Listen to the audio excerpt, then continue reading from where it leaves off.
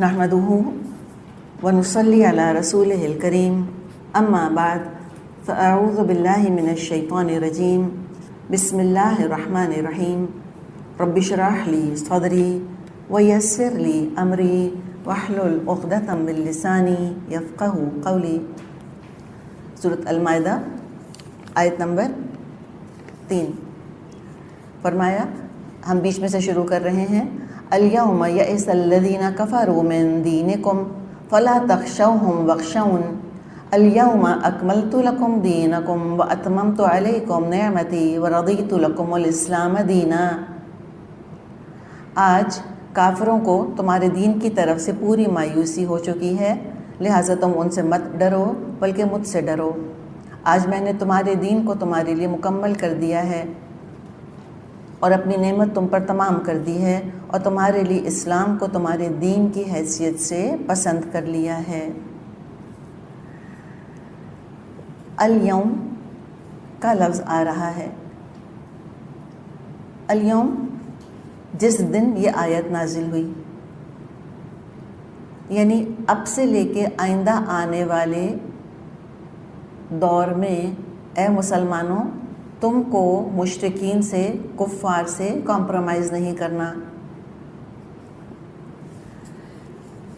यअसल्लज़ीना कफ़रू मिन दीनिकुम, तुम्हारे दीन से मायूस हो गए हैं। क्या मतलब कि वो इस बात से मायूस हो गए हैं कि वो तुम्हारे दीन में कोई चीज़ मनसूख करा सकेंगे या उसमें तहरीफ़ कर सकेंगे या तब्दीली कर सकेंगे। इस चीज़ से मायूस हो गए हैं कि अब जो ख़बीस चीज़ें हैं वो कभी हलाल नहीं होंगी,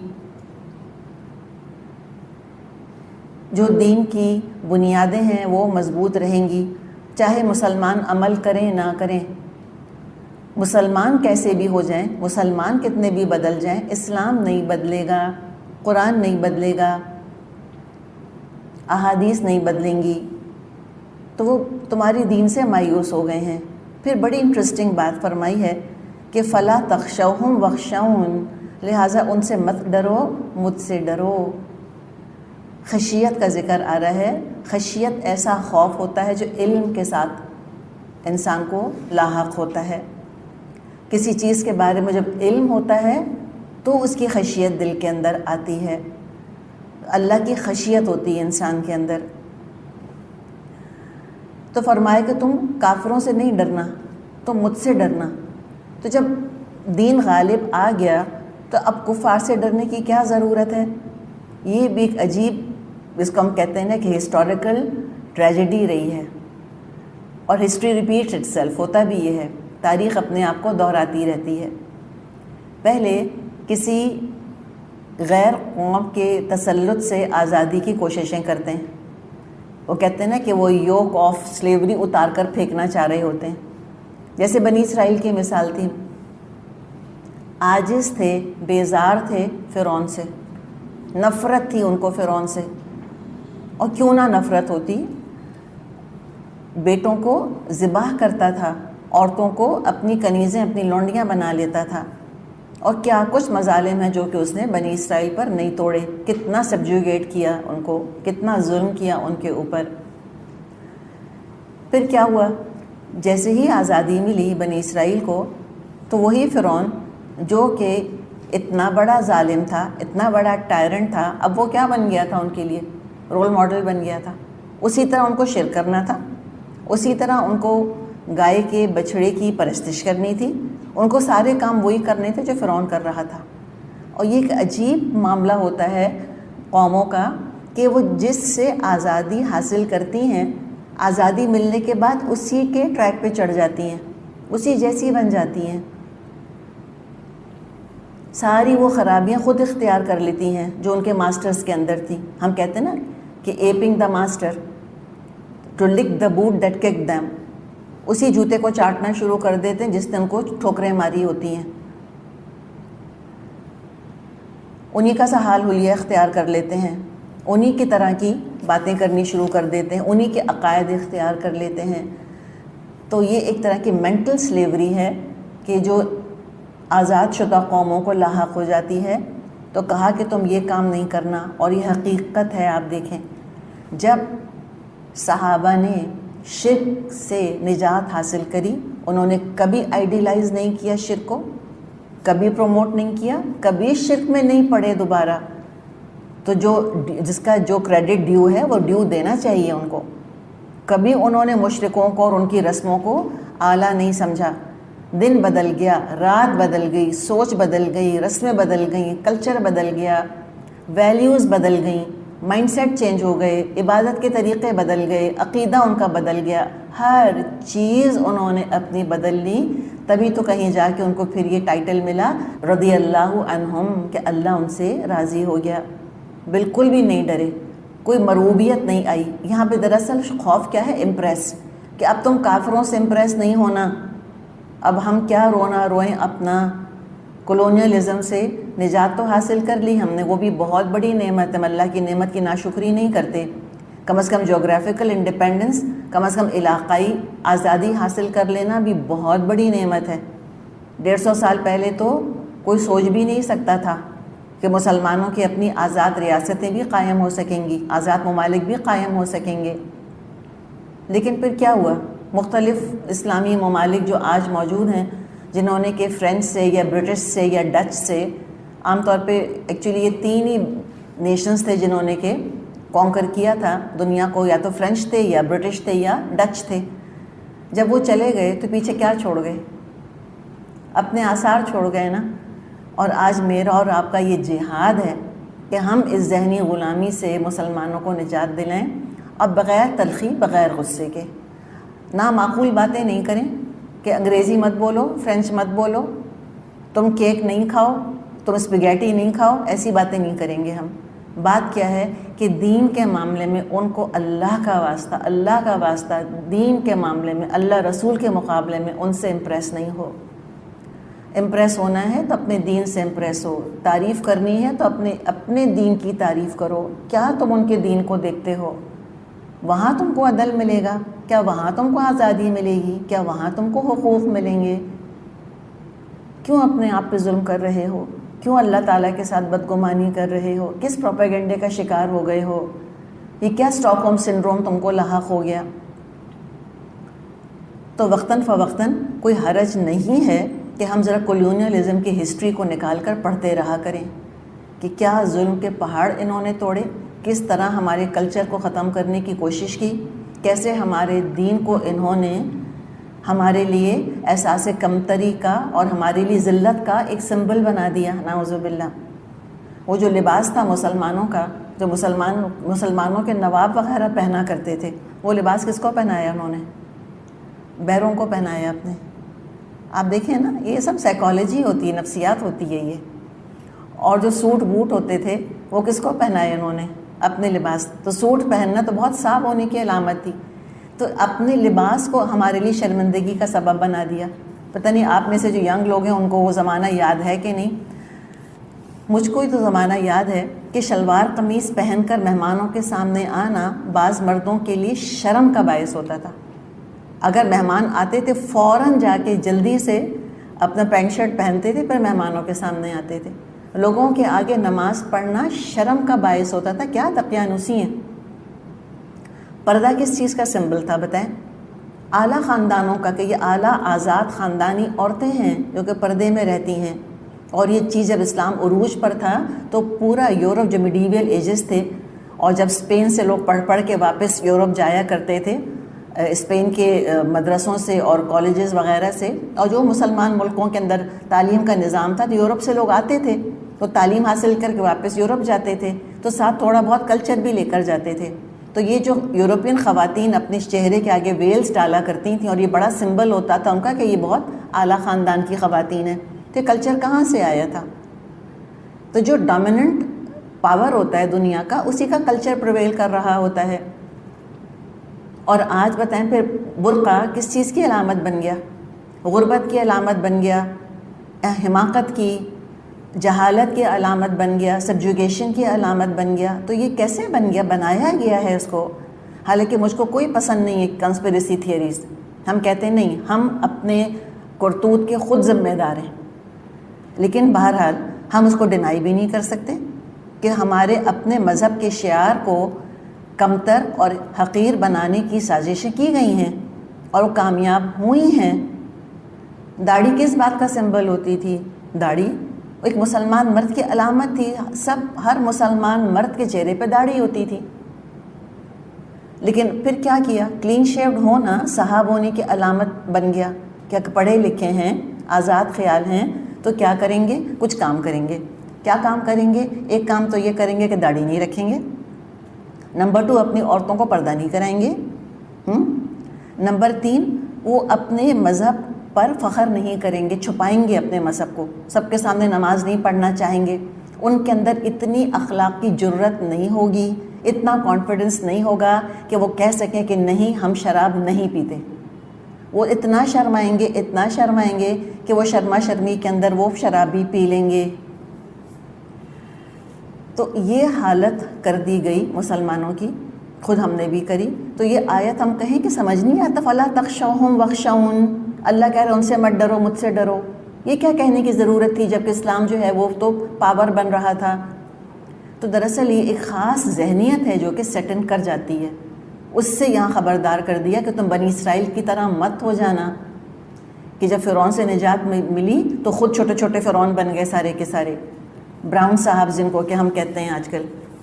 تو وہ زیادہ بننے کی ضرورت نہیں۔ وہی ہم نے پھر دیکھیں ہندوؤں کے ساتھ رہ کر ہم نے کہا نا کہ اللہ تعالیٰ ہم کو انگریز اور ہندوؤں کی دوہری غلامی سے نجات دے دے۔ ہندوؤں سے اللہ نے نجات دے دی تو ان کا کلچر مسلط کر لیا ہم نے اپنے اوپر، ان کے ہاں کاسٹ سسٹم، تو ہم نے کہاں ہیومن ڈگنیٹی کا خیال کیا؟ ہم نے بھی اپنی نوکرانیوں کے ساتھ، نوکروں کے ساتھ وہی سلوک ہے جو اپنے شودروں کے ساتھ کرتے ہیں۔ یہی معاملہ کیا نا ہم نے بھی، اپنے مسلمانوں کے برتن الگ کرے کہ میرے گلاس میں تم پانی نہ پینا، میری پلیٹ کو تم نہ ہاتھ لگانا، وہ تمہارے برتن وہ رکھے، کہ ہمارے گھروں میں نہیں ہوتا۔ ہم نے بھی اپنے گھر میں کام کرنے والی مسلمان خادمہ کو یا مسلمان خادم کو ہم نے کہا کہ وہ صوفے پہ نہیں ساتھ بیٹھ سکتی، نیچے بیٹھنا ہوگا۔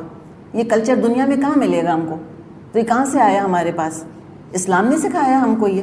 کیا اسلام کی تعلیمات ہیں کہ تمہارے گھر میں کام کرنے والی کوئی خاتون ہے؟ میں کہتی ہوں کرسچن ہو، ہندو ہو، مسلمان ہو، کچھ بھی ہو، وہ ولی اللہ ہو یا وہ گناہ گار ہو، انسان ہے کہ نہیں ہے؟ ہیومن ڈگنیٹی کوئی چیز ہے کہ نہیں ہے؟ تو ہم نے کیسے چھوڑی ہیومن ڈگنیٹی؟ اسلام کتنا زیادہ ہیومن ڈگنیٹی پر بات کرتا ہے، تو یہ ہم نے اتنا انڈگنیفائڈ کیسے کیا، اتنا انسلٹ کیسے کیا، اتنا بے عزت کس کلچر کے اثر میں آ کر، کس کلچر کے انفلوئنس میں آ کے ہم نے یہ معاملہ کیا؟ ہندو کلچر کے انفلوئنس میں آ کر کیا 100%۔ ان کے ہیں سارا یہ چھوت چھات کا سسٹم، تو ہم تو بہت ہی ڈر گئے ان سے۔ اور اس کے بعد یہ تو بہت ایک الگ پوری درد بھری کہانی، اگر ہم نے وہ چھیڑ دی تو ہم تو اسی میں رہ جائیں گے۔ اور کیا کچھ ان کے کلچر سے ہم نے اڈاپٹ کیا ہے، وہی ساس بہو کا ظالمانہ نظام، اسی طرح کے رسومات، اسی طرح عورتوں کے حقوق کی پامالی، یہ سارا کچھ ہم نے لے لیا نا۔ تو پھر بجائے کہ ہم ان کی غلامی سے آزاد ہوتے، ہم تو والنٹیرلی غلام بن گئے۔ پہلے تو زبردستی تھی، جسم آزاد ہوئے تو ذہن غلام بن گئے۔ تو کہا کہ ان سے نہیں ڈرنا، وَاخْشَوْنِی، اللہ فرماتا ہے مجھ سے ڈرنا، جو میں کہہ رہا ہوں وہ کرنا، انسانوں کے ساتھ، انسانیت کے ساتھ معاملہ کرنا۔ پھر آگے فرمایا الیوم اکملت لکم دینکم، آج میں نے تمہارے لیے تمہارا دین مکمل کر دیا، واتممت علیکم نعمتی، اور اپنی نعمت تم پر تمام کر دی، ورضیت لکم الاسلام دینا، اور اسلام کو بحیثیت دین تمہارے لیے پسند کر دیا۔ بخاری میں حدیث ہے، ایک یہودی نے آ کر عمر رضی اللہ عنہ سے کہا، آپ اپنی کتاب میں ایک آیت پڑھتے ہیں جو ہم یہودیوں کی کتاب میں نازل ہوئی ہوتی تو ہم اس کے نزول کو عید کا دن بنا لیتے۔ انہوں نے پوچھا کون سی آیت؟ تو اس نے یہی آیت کا ٹکڑا پڑھا، الیوم اکملت لکم دینکم واتممت علیکم نعمتی ورضیت لکم الاسلام دینا۔ یہ سن کر عمر رضی اللہ عنہ نے فرمایا، ہم اس دن اور جگہ کو جانتے ہیں جب یہ آیت رسول اللہ صلی اللہ علیہ وسلم پر نازل ہوئی۔ آپ 9 ذی الحج کو عرفہ میں تھے، پچھلے پہر کا وقت تھا۔ پچھلا پہر سمجھتے ہیں، سہ پہر جس کو ہم کہتے ہیں، ارلی ایوننگ، اور جمعۃ المبارک کا دن تھا۔ دین مکمل ہو گیا، فرائض و احکامات سب بیان کر دیے گئے، حلال حرام بتا دیا، حقوق اور فرائض کا توازن دے دیا، ترازو تمہارے ہاتھ میں تھما دیا، شرک کو عرب میں جڑ سے اکھاڑ کر پھینک دیا گیا.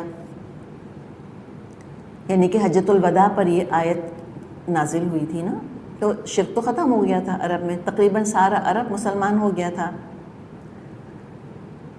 اور کفار بھی مایوس ہو چکے ہیں کہ تمہارے دین پر غالب آ سکیں گے، کچھ اپنی رسومات، اپنے افکار، اپنے عقائد تمہارے دین میں شامل کر دیں گے، تمہارے دین کو پلیوٹ کر دیں گے، نہیں کر سکیں گے وہ.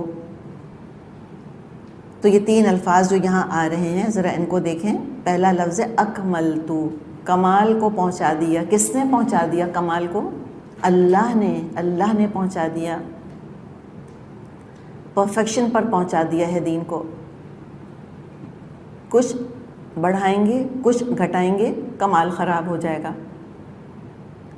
اب اس کو ٹچ نہیں کرنا، ٹنکر نہیں کرنا اس کے ساتھ. اسی لیے بدعت کا دروازہ آپ صلی اللہ علیہ وسلم نے بڑی سختی کے ساتھ بند کرنے کا ہمیں حکم دیا ہے، اس لیے کہ بدعت دین میں بگاڑ پیدا کر دیتی ہیں، ایڈیشن سبٹریکشن کر دیتی ہیں اپنی طرف سے.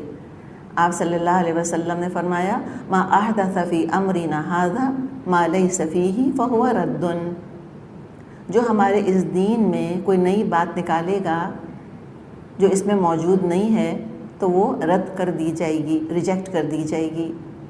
مراد دین کے نام پہ تم کوئی رسم، کوئی نیکی ایجاد نہیں کرنا. تم عبادت ایجاد کرنے کے لیے نہیں بھیجے گئے، تم دین ایجاد کرنے کے لیے نہیں بھیجے گئے، انوینٹ کرنے کے لیے نہیں بھیجے گئے، فالو کرنے کے لیے بھیجے گئے ہو.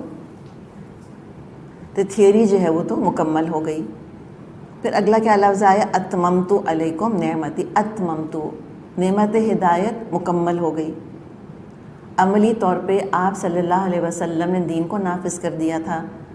کوئی کہہ نہیں سکتا اسلام کے بارے میں کہ یوٹوپین باتیں ہیں. کنفیوشس نے بھی بہت اچھی اچھی باتیں کریں، اور بھی لوگوں نے کتابیں لکھی، ایک سے ایک کتابیں لکھی گئیں کہ آئیڈیل اسٹیٹ کیسا ہونا چاہیے.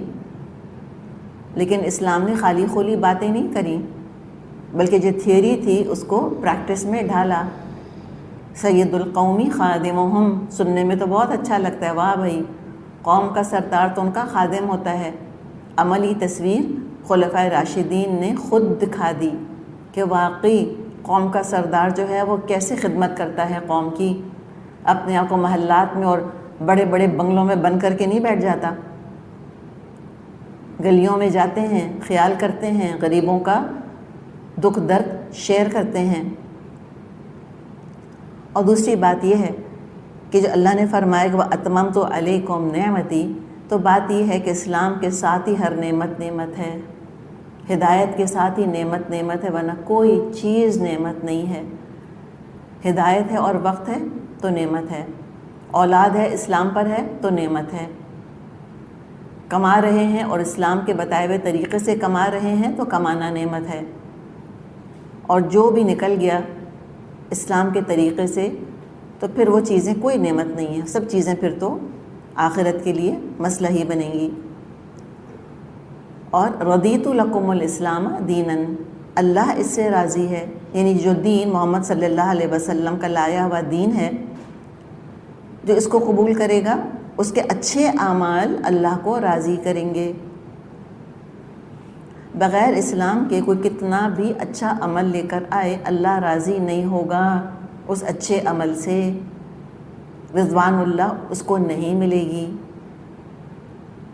جیسے کہ ہم نے سورۃ آل عمران میں پڑھا تھا وَمَن يَبْتَغِ غَيْرَ الْإِسْلَامِ دِينًا فَلَن يُقْبَلَ مِنْهُ وَهُوَ فِي الْآخِرَةِ مِنَ الْخَاسِرِينَ. جو اسلام کے علاوہ کوئی اور دین لے کر آئے گا ہرگز قبول نہ کیا جائے گا، آخرت میں وہ خسارہ پانے والوں میں ہوگا. تو صحابہ نے تو جی جان سے قبول کیا اس کو. تو ہمیں تو کرنا کیا چاہیے؟ وہ جو یہودی نے کہا تھا عید مناؤ عید. سورہ یونس ہم پڑھیں گے، اللہ تعالیٰ نے قرآن کا ذکر کیا ہے اور کیا فرمایا فَبِذَلِكَ فَلْيَفْرَحُوا هُوَ خَيْرٌ مِّمَّا يَجْمَعُونَ. تو ان کو تو چاہیے خوشیاں منائیں، کہ ہر اس چیز سے بہتر ہے جو یہ جمع کرتے ہیں، اپنے نصیب پہ فخر کرو. اچھا پھر الفاظ کا ذرا ریلیشن شپ دیکھیں آپس میں. کوئی چیز ہو سکتا ہے پرفیکٹ ہو لیکن کمپلیٹ نہ ہو. کمپلیٹ ہو لیکن پرفیکٹ نہ ہو، یہ بھی تو ہوتے. چیز پرفیکٹ ہے، پرفیکٹلی بن رہی ہے لیکن کمپلیٹ نہیں ہوئی. جتنی بنی وہ تو بالکل پرفیکٹ بنی لیکن کمپلیٹ نہیں ہو پائی تو بھی بیکار ہے. یہ چیز کمپلیٹ ہو جائے لیکن پرفیکشن نہیں ہے اس کے اندر، یہ بھی ہوتا ہے. پھر تیسری چیز کیا ہو سکتی ہے کہ پرفیکٹ بھی ہو، کمپلیٹ بھی ہو، لیکن جس کے لیے بنائی اس کو پسند ہی نہ ہے. درزی ہے، ہو سکتا ہے اپنی طرف سے اس نے بہترین لباس سیا ہو لیکن جس کے لیے سیا اس کو نہیں اچھا لگا، نہ ڈیزائن اچھا لگا، نہ کلر اچھا لگا، پسند ہی نہ آیا، تو بیکار ہو گیا نا بالکل. تو یہاں پہ پرفیکشن بھی ہے، کمپلیشن بھی ہے، اور پھر جس کے لیے عمل کر رہے ہو وہ راضی بھی اسی سے ہے، اس نے ایکسیپٹ بھی کر لیا، قبول بھی کر لیا اس کو. اب اتنے اسٹرانگ الفاظ کے بعد کوئی یہ کہے کہ ہر دین اللہ کے ہاں قابل قبول ہے، افسوس کے علاوہ پھر ہم کیا کر سکتے ہیں اس کے اوپر. کسی آسمانی کتاب میں یہ آیت موجود نہیں ہے. ہمارے لیے کتنا بڑا آنر ہے، کتنا بڑا ہمارے لیے تمغہ امتیاز ہے کہ کیا اللہ تعالیٰ نے تمہاری شان بنائی ہے مسلمانوں. اللہ ہمیں فخر کرنے والا بنائے، اللہ ہمیں پراؤڈ مسلمس بنائے. اب جب دین مکمل ہو گیا تو خود بخود مطلب کیا نکلا، یعنی کہ ہم تب ضمنی اس میں سے کچھ چیزیں نکال رہے ہیں نا سائیڈ میں سے. جب دین کمپلیٹ ہو گیا اس کا مطلب یہ کسی اب نبی کی ضرورت نہیں. یہ مطلب بھی ہوا کہ قرآن کو ری انٹرپریٹ کرنے کی ضرورت نہیں. الیوم اکملت آیا ہے نا، الیوم. الیوم کیا ہے؟ الیوم کا مطلب ہے کہ اب ڈیز آف اگنورنس چلے گئے، زمانہ جاہلیت چلا گیا، اور dawn of a new era, era of enlightenment, ایک نیا دور شروع ہو رہا ہے. الیوم سے مراد ہے اے نیو ایرا، نیا دور، اسلام کا دور، اسلام کا نور آ گیا. ابھی ہمیشہ ہمیشہ اپنا نور پھیلاتا رہے گا. کبھی بھی کوئی چیز ایسی نہیں ہوگی جو آ کر اسلام کی غلطی کو ثابت کر سکے کہ دیکھو اسلام یہاں غلط تھا. مثال کے طور پہ ابھی جو جانوروں کا ذکر پیچھے ہم نے پڑھا، اسی کو اگر ہم ڈسکس کریں کہ حرام جانوروں کے کھانے سے کتنی بیماریاں جنم لیتی ہیں. ہم تو خود اس دور میں رہ رہے ہیں. کووڈ-19 کہاں سے آیا؟ جو ڈفرینٹ تھیوریز ہیں اس کی، ایک تھیوریز میں تو وہ جانور بھی ہیں نا کہ جو اسلام میں حرام ہیں، ان کو غذا کے طور پہ استعمال کرنے کی وجہ سے کہہ رہے ہیں کہ یہ کووڈ پھیلا ہے، جانوروں سے آیا ہے انسانوں کے اندر. کیسی کیسی وبائیں پھوٹیں، کیسی کیسی بیماریوں نے جنم لیا، ہم تو خوب جانتے ہیں. پھر رشتے نہ نبھانے کی وجہ سے کیسی کیسی پریشانیاں آتی ہیں، وہ بھی خوب جانتے ہیں. اسلام نے کتنا زور دیا ہے رشتے نبھانے پر. اور جہاں جہاں مسلمان سچی نیت سے حقیقی اسلام لے کر گئے، یہ حقیقت ہے کہ وہاں امن، عدل اور خوشحالی پھیلی. یا تو لوگوں نے اسلام قبول کیا، اور فلاح الدارین کہتے ہیں نا، دار کہتے ہیں گھر کو، دارین دو گھر، best of both the world's, فلاح الدارین حاصل کر لی، دنیا اور آخرت کی فلاح حاصل کر لی. یا کیا کیا کہ اسلام تو قبول نہیں کیا لیکن اسلام کے جھنڈے تلے رہنا قبول کر لیا.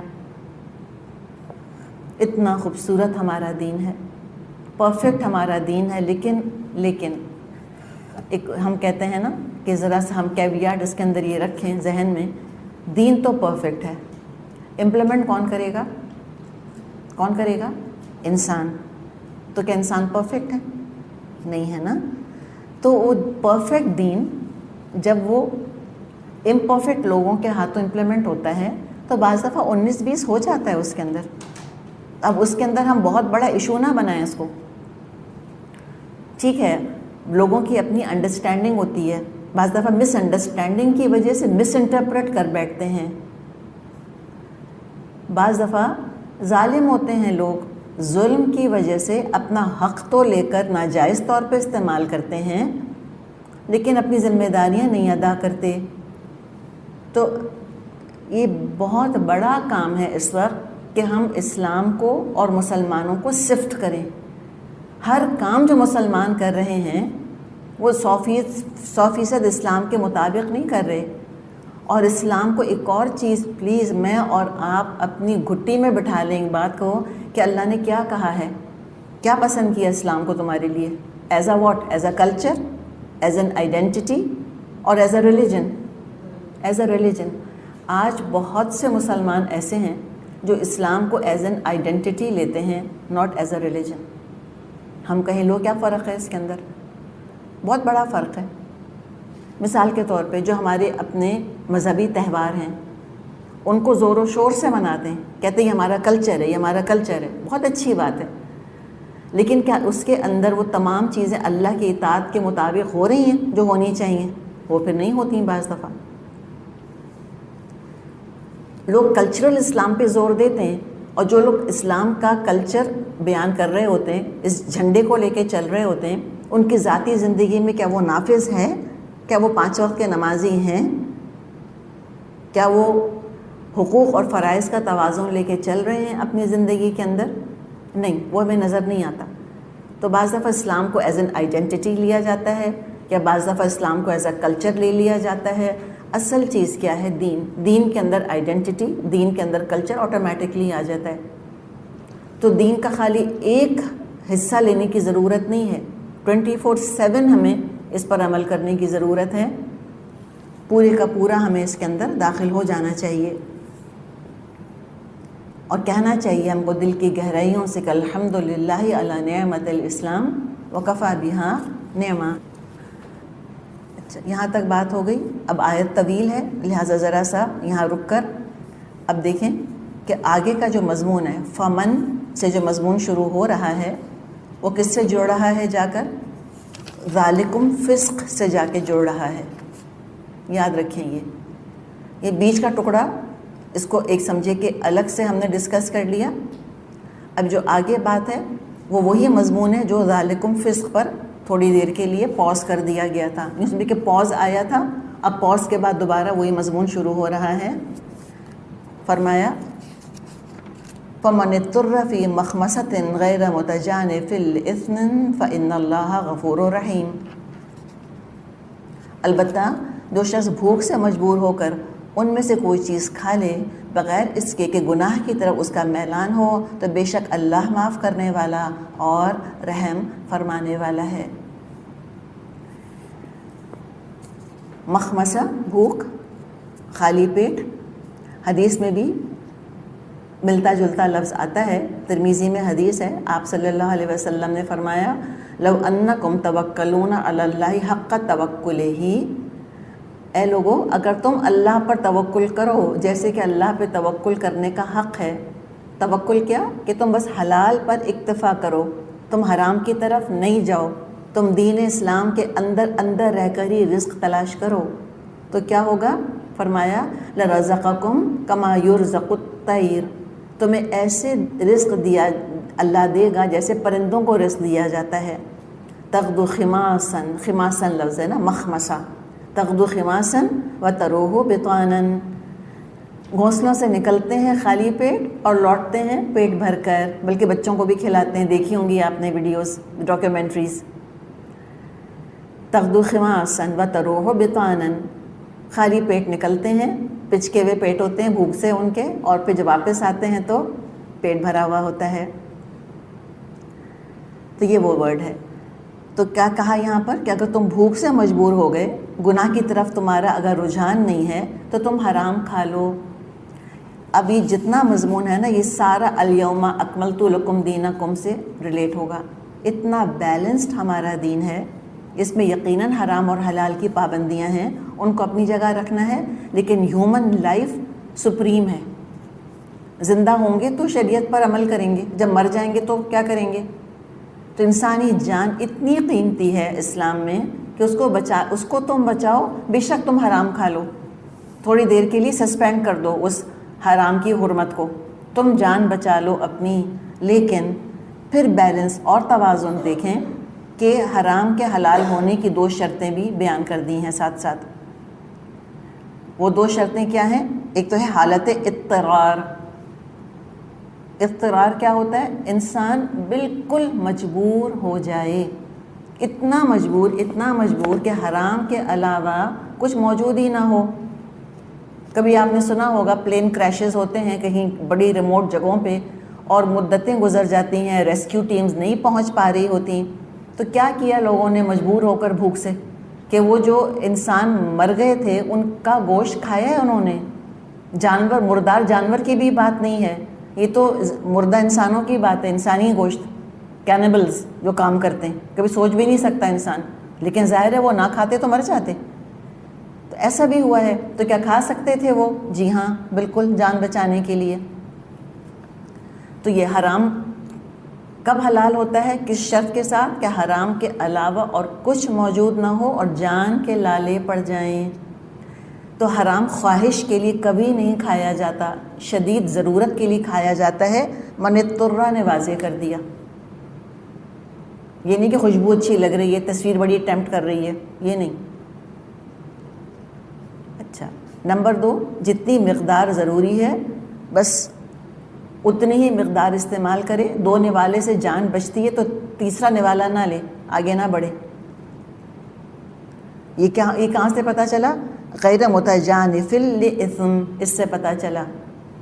غیر باغ ولا عاد، یہ بھی ہم پڑھیں گے، حد سے بڑھنے والا نہ ہو۔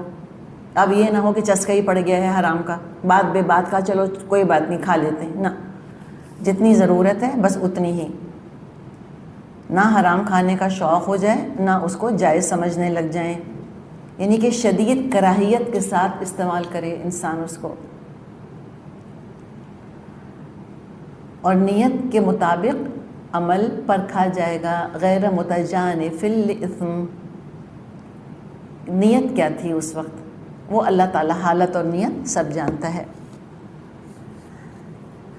اب آگے مزید فرمایا، آیت نمبر 4، یسألونک ماذا احل لہم، لوگ پوچھتے ہیں ان کے لیے کیا حلال کیا گیا ہے۔ قل، اے نبی صلی اللہ علیہ وسلم فرما دیجئے، احل لکم الطیبات، تمہارے لیے ساری پاک چیزیں حلال کر دی گئی ہیں۔ وما علمتم من الجوارح مکلبین تعلمونہن مما علمکم اللہ، اور جن شکاری جانوروں کو تم نے سدھایا ہو، جن کو اللہ کے دیے ہوئے علم کی بنا پر تم شکار کی تعلیم دیا کرتے ہو، فَكُلُوا مِمَّا أَمْسَكْنَا عَلَيْكُمْ، وہ جس جانور کو تمہارے لیے پکڑ کر رکھیں اس کو تم کھا سکتے ہو۔ وَاذْكُرُوا اسْمَ اللَّهِ عَلَيْهِ، البتہ اس پر اللہ کا نام لے لو۔ وَاتَّقُوا اللَّهَ، اور اللہ کا تقوی اختیار کرو۔ ان اللہ سریع الحساب، اللہ کو حساب لیتے کچھ دیر نہیں لگتی۔ یہ بھی طویل آیت ہے، تو تھوڑا تھوڑا کر کے اس کو دیکھتے ہیں۔ یسألونک، کون پوچھتا ہے؟ صحابہ۔ کس سے پوچھتے ہیں؟ نبی اکرم صلی اللہ علیہ وسلم سے۔ تو کیا پتہ چلا کہ حلال اور حرام میں کسی انسان کو اختیار نہیں ہے کہ وہ فیصلے کرے، اس کے لیے تو ہمیں قرآن حدیث کی طرف 110% رجوع کرنا ہوگا۔ اچھا، اب یہ سوال کیوں پوچھا انہوں نے؟ یسألونک ماذا احل لہم، اس لیے کہ یہ جو دین تھا لوگوں کے سامنے، دین کا تصور تھا لوگوں کے سامنے، وہ تصور کیا تھا کہ دین میں آنے کا مطلب یہ ہے کہ دنیا کا بہت کچھ چھوڑنا پڑے گا، وہ یہی دیکھتے آئے تھے، تو وہ اسی کو سمجھا کرتے تھے کہ بھئی ہر دین ایسا ہی ہوتا ہے۔ یعنی جو ہم دوسرے ادیان دیکھتے ہیں اس میں حلال کا دائرہ بہت چھوٹا ہے، حرام کا دائرہ بہت بڑا ہے۔ اگر ہم 2 بریکٹس بنائیں یا 2 باکسز بنائیں تو حلال کا باکس کتنا بڑا ہوگا؟ چھوٹا، اور حرام کا باکس کتنا ہوگا؟ بہت بڑا۔ تو تقوی کی وجہ سے وہ سوچتے تھے کہ شاید حلال چیزیں گنتی کی چند ہوتی ہیں جو انگلیوں پر گنی جا سکتی ہیں، تو ہمیں لسٹ دے دیں پلیز کہ کیا کیا چیزیں حلال ہیں، بس ہم اس لسٹ کو فالو کریں گے، اس کے علاوہ جو چیزیں ہیں وہ آبویسلی آٹومیٹکلی حرام ہیں ساری، پھر ہم وہ کام نہیں کریں گے۔ تو جواب کیا دیا گیا؟ یہ ہے ہمارا دین، الیوم اکملت لکم دینکم واتممت علیکم نعمتی ورضیت لکم الاسلام دینا۔ کتنے لکی ہیں مسلمان۔ کیا کہا؟ قل احل لکم الطیبات، کہو تمہارے لیے ساری پاکیزہ چیزیں حلال ہیں۔ تو ریشیو کیا بدل دیا اسلام نے؟ حرام کا باکس کتنا کر دیا؟ حرام کا باکس کتنا کر دیا؟ بہت چھوٹا. اور حلال کا انلمیٹڈ. احل لکم الطیبات. پھر دوبارہ ہم وہ رول ذرا سا ریپیٹ کر لیں. کھانے پینے میں سب کچھ حلال ہے سوائے اس کے جو بتا دیا گیا. یاد ہے یہ رول؟ اور عبادات میں سب کچھ حرام ہے سوائے اس کے جو طریقہ بتا دیا گیا. کلیئر؟ ریوائنڈ کر کے سن لیجئے گا اگر نہیں کلیئر ہوا. تو یہاں پر ذکر ہے کھانے پینے کا. فرمایا سب تمہارے لیے حلال ہے، ساری پاکیزہ چیزیں. طیب، ہر وہ چیز جو کہ لذیذ ہو اور نفس کو اچھی لگتی ہو اس کو طیب کہتے ہیں، اور انسان کے لیے فائدہ مند ہو. تو طیب کا کیا ڈیفینیشن ہے؟ ہر وہ چیز جو مزیدار ہو، لذیذ ہو، پھر نفس کے اندر خواہش ہو، چاہت ہو اس چیز کی، اور انسان کے لیے فائدہ مند ہو. اچھا، اب ذکر کس کا آ رہا ہے؟ شکار کا. کچھ صحابہ تھے، ان میں عدی بن حاتم رضی اللہ عنہ کا ہمیں نام ملتا ہے. وہ شکار کیا کرتے تھے، تو انہوں نے شکار کے بارے میں سوالات پوچھے کہ ہم شکار کر سکتے ہیں یا نہیں کر سکتے. جی ہاں کر سکتے ہیں شکار، اس لیے کہ شکار ہنٹر گیدرر، تو نام آپ نے سنا ہوگا، ہنٹر گیدرر سوسائٹیز ہوا کرتی تھیں. انیشلی انسان جو ہے اس کو کھیتی باڑی تو نہیں آتی تھی. ہمیں بتایا یہی ہے، سائنس نے یہی بتایا ہے کہ اس کو کھیتی باڑی نہیں آتی تھی. تو جو اس کا فوڈ سورس تھا وہ کیا تھا؟ صرف میٹ، گوشت. تو وہ جانوروں کا شکار کیا کرتے تھے. تو شکار ہمیشہ سے ہوتا چلا آیا ہے. اب یہ الگ ایک فقہ کا مسئلہ ہوگا کہ شوقیہ شکار کر سکتے ہیں یا نہیں کر سکتے، وہ ایک الگ کہانی ہے. یہاں ضرورت کا ذکر کیا جا رہا ہے. شکار ذریعہ معاش کے طور پہ، کہ اپنی بھی کھانے کی حاجت پوری کریں اور لوگوں کے لیے بھی پھر گوشت کو مہیا کیا جائے بازار میں، مارکیٹ میں، اور ذریعہ معاش اس کو بنایا جائے شکار کو. تب اس کا ذکر ہے کہ شکار کی کیا شرائط ہیں. پہلی شرط کیا بتائی یہاں پہ؟ وَمَا عَلَّمْتُم مِّنَ الْجَوَارِحِ مُكَلِّبِينَ تُعَلِّمُونَهُنَّ مِمَّا عَلَّمَكُمُ اللَّهُ. اور جن شکاری جانوروں کو تم نے سدھایا ہو، جن کو اللہ کے دیے ہوئے علم کی بنا پر تم شکار کی تعلیم دیتے ہو. تو اب یہاں شکاری جانوروں کا ذکر ہے. اب جو شکاری جانور ہیں، ایک بات تو ہم کو پتہ ہونی چاہیے کہ شکاری جانوروں کو ہم کھا نہیں سکتے غذا کے طور پہ، وہ حرام ہیں ہمارے لیے، اس لیے کہ وحشی پن ہے، بربریت ہوتی ہے ان کے اندر. یعنی کہ شیر اور چیتے کا گوشت ہم نہیں کھا سکتے. اس کے علاوہ جو برڈز آف پرے ہیں، جیسے شکرا ہوتا ہے یا عقاب ہوتا ہے، باز ہوتا ہے نا، یہ سارے ہوتے ہیں نا، ان کا بھی گوشت نہیں کھایا جا سکتا. آپ صلی اللہ علیہ وسلم نے اس کی نشانی بتا دی ہے ہم کو. عن ابن عباس رضی اللہ عنہما سے حدیث ہے. آپ صلی اللہ علیہ وسلم کا وہ قول بیان کرتے ہیں، وہ عمل بیان کرتے ہیں آپ صلی اللہ علیہ وسلم کا، کیا کہ نہا رسول اللہ، آپ صلی اللہ علیہ وسلم نے منع کیا ہے کس سے؟ ان کل ذی ناب من السباع. ذی ناب، ناب کہا جاتا ہے یہ جو ہمارے کچلیاں جن کو کہ ہم کہتے ہیں نا، انگلش میں کیا کہتے ہیں ان کو؟ سائیڈ میں جو ہمارے دانت ہوتے ہیں جس سے گوشت کھایا جاتا ہے. جی، تو وہ دراصل جو کچلیاں ہوتی ہیں ان کو ناب کہا جاتا ہے. تو جو کچلیوں والے جانور ہوتے ہیں، جیسے آپ نے دیکھا ہوگا کہ شیر ہے یا چیتا ہے یا کتے، ان کے خاص قسم کے کینائنز ہوتے ہیں نا، کینائنز کہتے ہیں جن کو ہم، دانتوں کو کہتے ہیں کینائنز ہیں. تو وہ والے جو جانور ہوتے ہیں وہ تو ذی ناب من السباع، جو کینائنز والے جانور ہیں وہ حرام ہیں. اور کس سے منع کیا؟ ان کل ذی مخلب من الطیر، اور پنجوں والے جانوروں سے. اس لیے کہ وہ کون سا جانور، کون سا پرندہ حرام ہوگا؟ جو کہ اپنے پنجوں سے شکار کو پکڑتا ہے اور پھر چونچ سے نوچ نوچ کے کھاتا ہے اس کا گوشت. کبھی آپ نے دیکھا ہو جیسے کہ یہ الو وغیرہ جب شکار کرتے ہیں،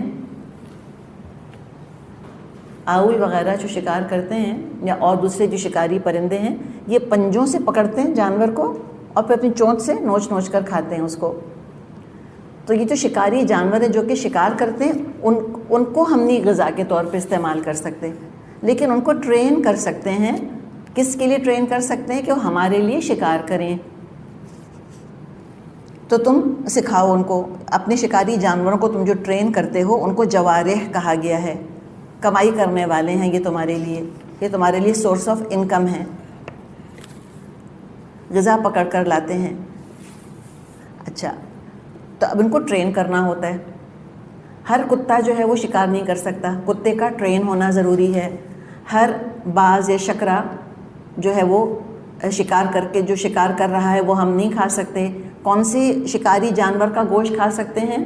حلال ہوگا. پہلی شرط کیا ہے؟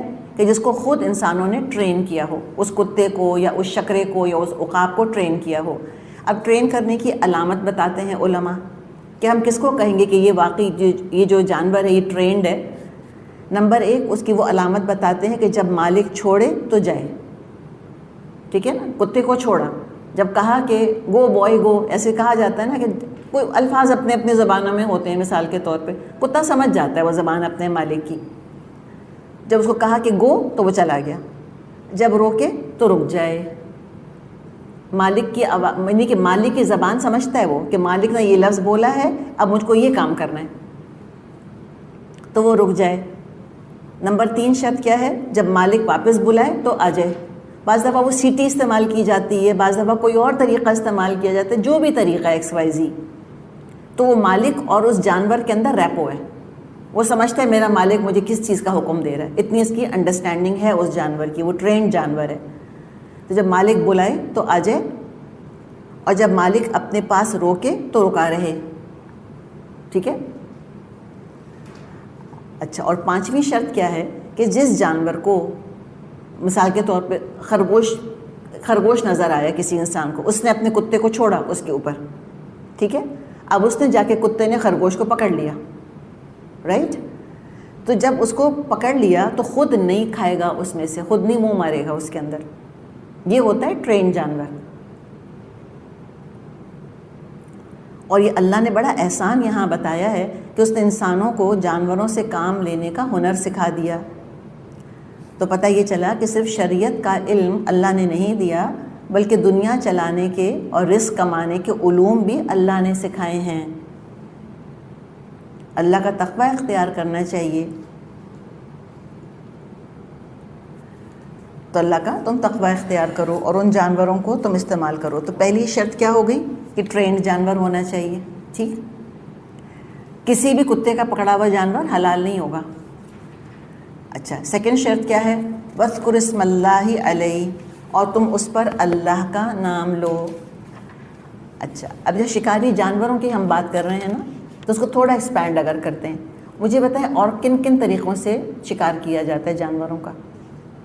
ایک تو ٹرینڈ اینیملز کے تھرو، پھر تیر یا نیزہ یا بندوق کے ذریعے. ٹھیک ہے نا. اچھا، یہ بندوق کا معاملہ ڈفرینٹ ہے. جو گنز میں جو بلٹس استعمال ہوتی ہیں نا، بلٹس بہت ڈفرینٹ ٹائپس کی ہوتی ہیں، تو وہ اس کے اندر بھی کچھ تھوڑی سی ریسٹرکشنز ہیں کہ ہر طرح کی بلٹ استعمال نہیں کی جا سکتی شکار کے لیے. تو اب یہاں پر کیا بتایا گیا کہ اگر تم یہ جو تم یہ آلہ استعمال کر رہے ہو نا شکار کرنے کا، چاہے وہ جانور ہو یا وہ تیر ہو یا وہ نیزہ ہو یا وہ بلٹ ہو، کیا کرو؟